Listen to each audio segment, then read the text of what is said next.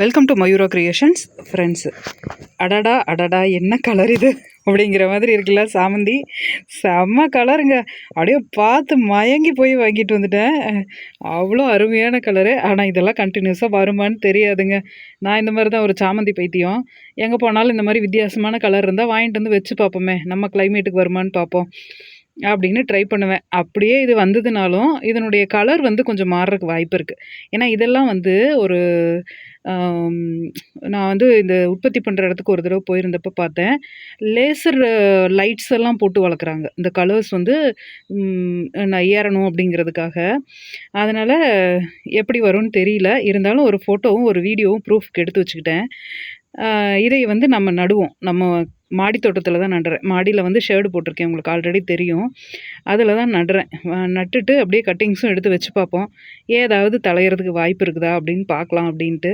வந்தால் நல்லது தானேங்க. ஏன்னா இதே கலரில் தான் போன தடவை சம்மரில் வாங்கிட்டு வந்துட்டேன்.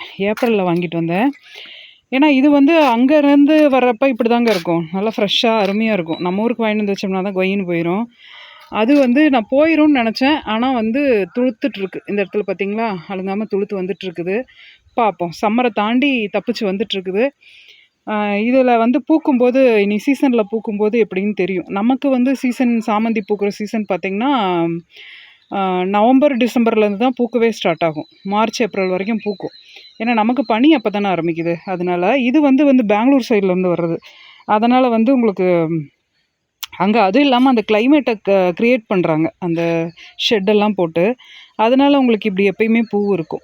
இது வந்து நான் எப்படி வைக்க போகிறேன் அப்படின்னா, மாடியில் தான் அப்படியே வந்து ஒரு இந்த பேக்லாம் வச்சுருக்கேன் பாருங்கள். நிறைய ட்ரையல்லாம் இங்கே ஓடிட்டுருக்கும். ரிசர்ச் சென்டர் இது எனக்கு.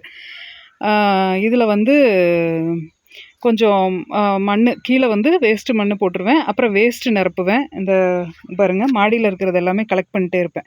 இந்த கீழே சிந்தி இருக்கிற மண்ணிலேருந்து இந்த இந்த குப்பை, காஞ்சு போன ஸ்டிக்கு, அது மாதிரி எல்லாத்தையுமே கலெக்ட் பண்ணிட்டே இருப்பேன். கலெக்ட் பண்ணி பேக்கில் போட்டுக்கிட்டே வருவேன். ஒரு பேக் நான் ஃபில் பண்ணி வைக்கிறேன்னா அந்த மாதிரி வேஸ்ட் எல்லாமே போட்டே வந்து பழைய பேக் இருக்கும் இல்லையா, பழசு கிழிஞ்சு போன பேகு, அப்புறம் ரொம்ப மண் இறுகி போனது, ஒரு வருஷம் ஆகும்போது மண் இறுகிரும்.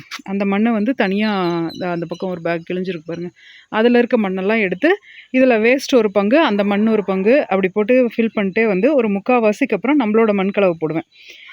நம்மளோட மண்கலவை எப்படி இருக்கும் அப்படின்னு பார்த்தீங்கன்னா, இங்கே பாருங்கள், மண்கலவை இப்படி இருக்கும். கருப்பாக தான் இருக்கும், செம்மண்ணாக இருக்காது. ஏன்னா இதில் நான் கொக்கோபிட் எல்லாமே மக்குனது மண்புழு உரம் இதெல்லாம் பண்ணியிருக்கிறதுனால, மிக்ஸ் பண்ணியிருக்கிறதுனால இந்த கலரில் தான் இருக்கும். இதை தான் மேலேக்கு ஃபில் பண்ணுவேன்.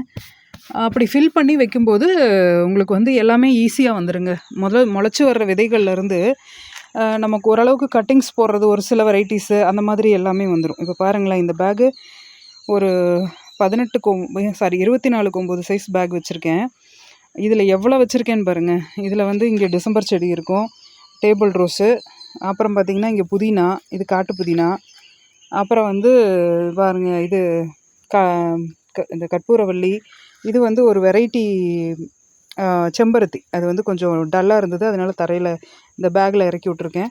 இது ஒரு ரோஸு, டல்லாக இருந்த ரோஸு. இந்த மாதிரி இவ்வளோ வச்சுருக்கேன். நடுவில் விதை போட்டிருக்கேன், அது இன்னும் முளைக்கல. இந்த பேக்கில் பாருங்கள், இங்கே முளைச்சிருக்கு பார்த்தீங்களா. ஒரு புது ரக கத்திரி ஒன்று விதை கிடச்சிது, அதை போட்டு வச்சுருக்கிறேன். அதுலேயே இந்த இன்னொரு ரகம் சாமந்தி ஆல்ரெடி வச்சேன். ஓரளவுக்கு ஒயிட்டு மாதிரி, இது வந்து ஒரு மாதிரி பிங்க் மாதிரி வந்ததுங்க. நான் வாங்கும்போது பிங்க்கில் வந்து சிங்கிள் பெட்டல் மாதிரி வந்தது. ஆனால் அதுக்கப்புறம் பூக்கிற பூக்கள் பார்த்திங்கன்னா ஒயிட்டாக பூக்குது. இனி அடுத்தடுத்து பூத்துதுனா தான் என்ன மாதிரி பூக்குன்னு தெரியும். அதனால் கலர்ஸ் கொஞ்சம் சேஞ்ச் ஆகும் நம்ம ஊருக்கு. ஏன்னா இதுக்கு நிறையா மெனக்கெடுவாங்கங்க உற்பத்தி பண்ணுறவங்க. நிறையா உரம் கொடுப்பாங்க, கலருக்கு, ஸ்டெம்முக்கு, பூ பெருசாக வர்றதுக்கு, ஒவ்வொன்றுக்கும் ஒவ்வொரு மருந்து அடிப்பாங்கங்க. நாம் சொல்கிறோம், ஈஸியாக சொல்லிடுறோம், அது வரமாட்டேங்குது அப்படின்னு. ஆனால் அவ்வளோ மெனக்கெடுவாங்க பாவம். நமக்கு இவ்வளோ தூரம் பூக்கிறதே பெரிய விஷயம் தான். ஏன்னா நம்மளாம் உரமே போட மாட்டோம்ல. நிறைய பேர் அப்படி தான் சொல்லுவாங்க, என்னங்க உரம் போட்டீங்க? எதுவுமே போடலிங்க, அரிசி கழுவுன தண்ணி ஊற்றுனங்க, காய் கழுவுன தண்ணி ஊற்றுனங்க அப்படிம்பாங்க. அப்புறம் எப்படிங்க செடி வரும் அப்படின்னம்னா, அப்புறமேட்டு சரி யோசிக்கிறேன் அப்படிம்பாங்க. அந்த மாதிரி கொஞ்சம் மெனக்கெடணுங்க. கொஞ்சம் நம்ம ஆசையாக மெனக்கெட்டோம்னா தப்பு இல்லை, நல்லதுக்காக மெனக்கெட்டோம்னா தப்பு இல்லை. அதனால் இந்த மாதிரி வச்சு விட்ருவேன், அது பாட்டுக்கு வந்துடும். இது பார்த்திங்களா, பேடகி மிளகாய். இது வந்து கொஞ்சம் டல்லாகிருச்சு, பிளான்ட்டு போயிடும்னு நினச்சேன். அதுக்கப்புறம் அப்படியே வேர் பிடிச்சி வர்றதுக்கு ஆரம்பிச்சிருச்சு, மேலே இந்த காய் வைக்கிறதுக்கு ஆரம்பிச்சிருச்சு. இதுலேயே 2 டைப் வருதுங்க. இப்போ இதில் வந்து குட்டையாக பூக்குது இல்லையா, காய்க்குது இல்லையா, அந்த பக்கம் பார்த்திங்கன்னா நீள நீளமாக காய்க்குது. இது என்னங்கிறத இனிமேல் தான் சர்ச் பண்ணணும். அதனால் இந்த மாதிரி மிளகா எல்லாமே ஒரு தடவை நான் போட்டுட்டு தாங்க கொடுப்பேன். இப்போ இந்த ஒரு பேட்சுக்கு விதை எடுத்து வைப்பேன். காம்போ கூட இப்போ இருக்குதுன்னு சொல்லியிருந்தேன் இல்லையா, சீட்ஸ் காம்போ இருக்குதுன்னு. ஒரு பேட்சுக்கு விதை எடுத்து வைப்பேன். அந்த விதையை முதல்ல ஒரு செட்டு ஃபுல்லாகவே நானே விதைச்சிருவேன். எனக்கு முளைக்குதான்னு பார்த்துட்டு தான் நான் வெளியே கொடுப்பேன். ஏன்னா அந்த 2 மாதத்துக்கு ஒரு தடவை அந்த ப்ராசஸை நாங்கள் பண்ணிக்கிட்டே இருப்போம். இந்த விதைகளில் முளைப்பு திறன் குறையும் அப்படிங்கிறதுனால அந்த பேட்ச் வந்து நான் ரெடி பண்ணிக்கிட்டே இருப்பேன். ஒரு பேட்ச் தீர இன்னொரு பேட்ச் விதைச்சிட்டு தான் வெளியே விதை கொடுப்பேன். அதனால் நிறைய பேர் வந்து விதை முளைக்கல அப்படின்னு யோசிப்பாங்க. அந்த மண் கலவையோட ரேஷியோவை நம்ம கொஞ்சம் பார்த்துக்கணுங்க. கொஞ்சம் ஈரப்பதமாகவே இருக்கணும். அப்புறம் ஒரு சில டைம் ரொம்ப லேட்டாக முளைக்கும் விதைகள். இந்த பக்கம் போட்டு வச்சுருக்கேன் பாருங்கள், அந்த பக்கம் சொரக்காய் விதை போட்டிருக்கேன். அது ரொம்ப லேட்டாக முளைச்சிது. கிட்டத்தட்ட ஒரு 20-25 நாள் ஆகி முளைச்சது. இந்த பக்கம் வெள்ளரி போட்டிருந்தேன் இன்னொரு கப்பில். வெள்ளரி முளைச்சி 2-3 இலை வந்துச்சு. அதுக்கப்புறம் என்னென்னு தெரியல, வெயில் அதிகமாகங்காட்டி அது அப்படியே விழுந்துருச்சு. இந்த மாதிரிலாம் விதை முளைக்கிறதுல நிறைய இது இருக்குது. அதனால் கொஞ்சம் வெயிட் பண்ணி பார்க்கணும். அப்புறம் கிளைமேட்டும் இருக்குது, கிளைமேட் கையிலையும் இருக்குது. அதனால் வந்து இப்போ நம்ம சாமந்தி டாப்பிக்கே திரும்ப வருவோம். சாமந்தியை வந்து நான் வச்சு பார்க்குறேன். இது நல்லா வந்தது நம்ம கிளைமேட்டுக்கு அப்படின்னா அப்டேட் பண்ணுறேன். நீங்கள் நம்மக்கிட்டேன்னு இல்லை, இந்த கலர் எங்கே கிடச்சாலும் நல்லா வந்ததுன்னா வாங்கி வைக்கலாம். நானே ட்ரையல் பார்த்து உங்களுக்கு சொல்லிடுறேன். இது போல் பயனுள்ள தகவல்களுக்கு நம்ம சேனலை சப்ஸ்கிரைப் பண்ணுங்கள், லைக் பண்ணுங்கள், ஷேர் பண்ணுங்கள். தேங்க்யூ.